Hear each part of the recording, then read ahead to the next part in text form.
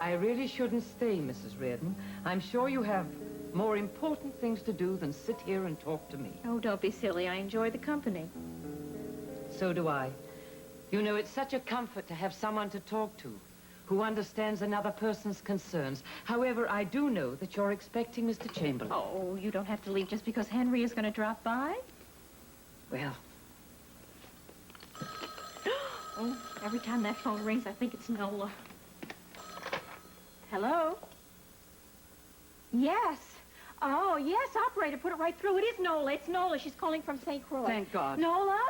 Honey? Is that you? Oh, honey, I can't tell you how glad I am to hear from you.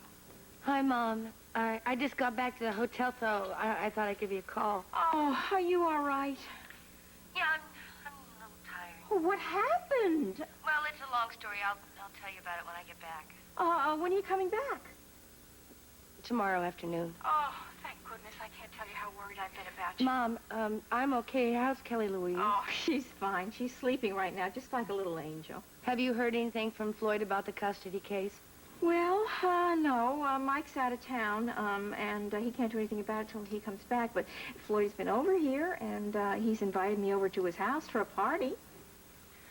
Well, that's good. Maybe he won't drag me into the court the minute I get back. I don't think I could take that. Honey? Honey, what's wrong? You don't have one of those tropical fevers or something, do you? No, I'm okay. I'll feel better once I see everybody and I'm back.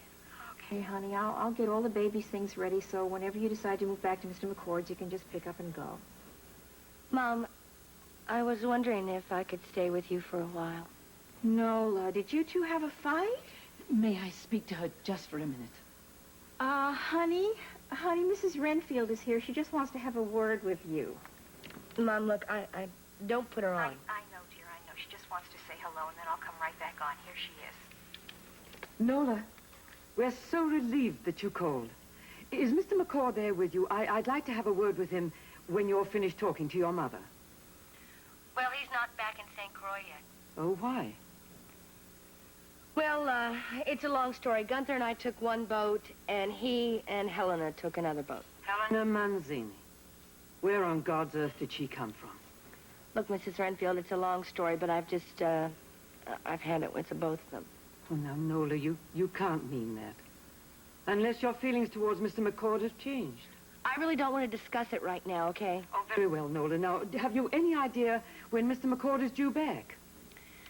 Well, he left before we did, so he should have been back here, but, well, nobody knows where they are right now, and so Gunther put out an SOS to the other boats in the area. You think they're lost somewhere? Well, I think that they're together and they just want to get as far away from me as possible. Nola? Nola, you must tell me what happened, please. He found the Temple of Gold. He found the Temple of Gold.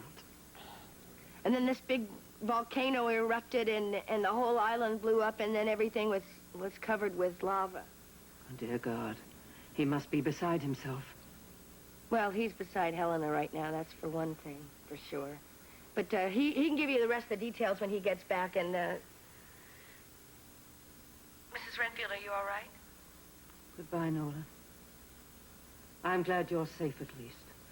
Wait, I think she wants to talk to me again. Oh, Mrs. Reardon, I'm so sorry. I'm so sorry I forgot to ask.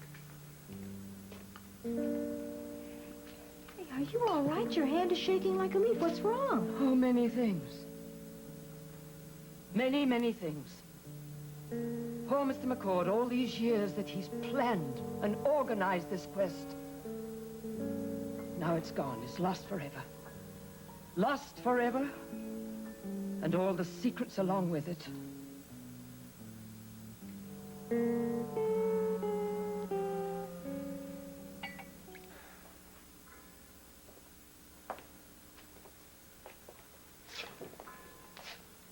Any word on Mr. McCord?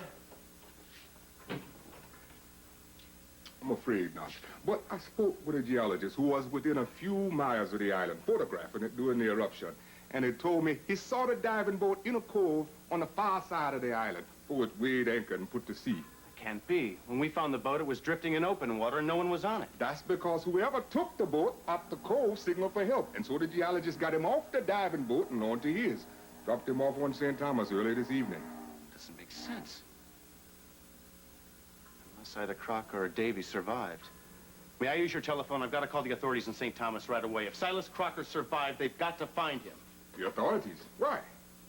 Because he's wanted for murder. I hope I'm not waking you. No. I brought a copy of the airline schedule for you to look at. Well, I already have my reservation for 10 o'clock tomorrow morning. Nola, the flight that you booked has a layover in St. Thomas.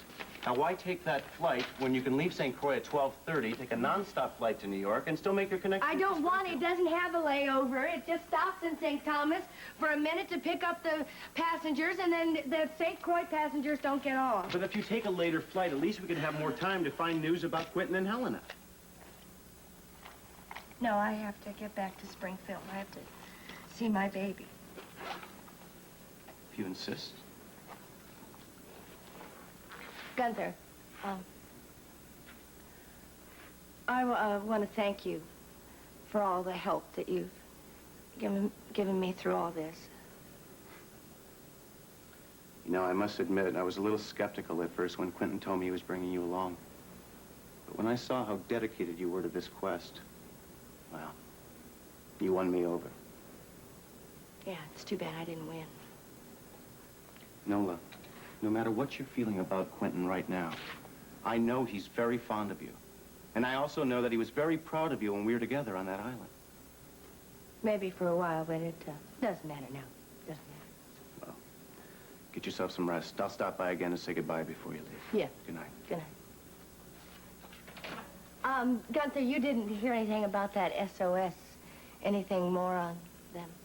I keep checking, but so far, nothing. Yeah. Well, good night. Yeah.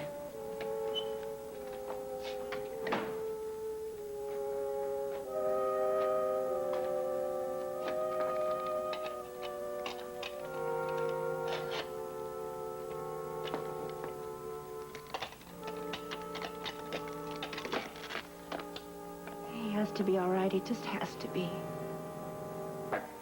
But if your men see any unidentified boats, I don't care if it matches the description or not, will you please call me back immediately? Thank you. I don't understand it. It's as if Mr. McCord's boat suddenly vanished in the middle of the ocean. Damn storm. It took Nola and I everything to keep Crocker's boat afloat. Perhaps Quinton and Helena weren't as lucky. St. Croix boat rent house. You're gonna have to talk a little louder. I can barely hear you. You want who? Mr. Lagosi. Hold on. Quint. Quint, is that you? Talk a little louder. I can't hear you. Where? Never heard of that island. How far is it from St. Croix, do you know? Great. I'll just wait here till you pull in. Well, I would, but it's going to be impossible to let Nola know right now. Her plane took off a half hour ago. Now, she had a stop in St. Thomas. As a matter of fact, she should be landing there right about now. Sure. Sure, I'll try to catch her.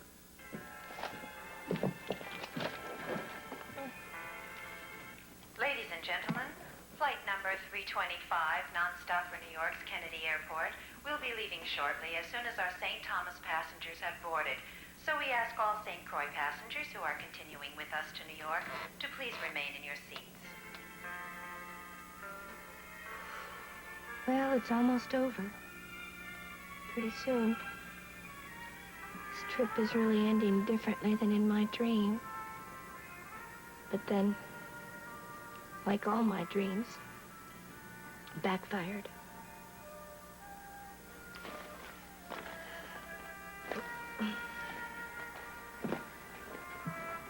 Ladies and gentlemen, in preparation for our takeoff, would you please observe the no smoking sign and fasten your seatbelts? Food and beverage service will begin as soon as we're airborne. Enjoy your flight.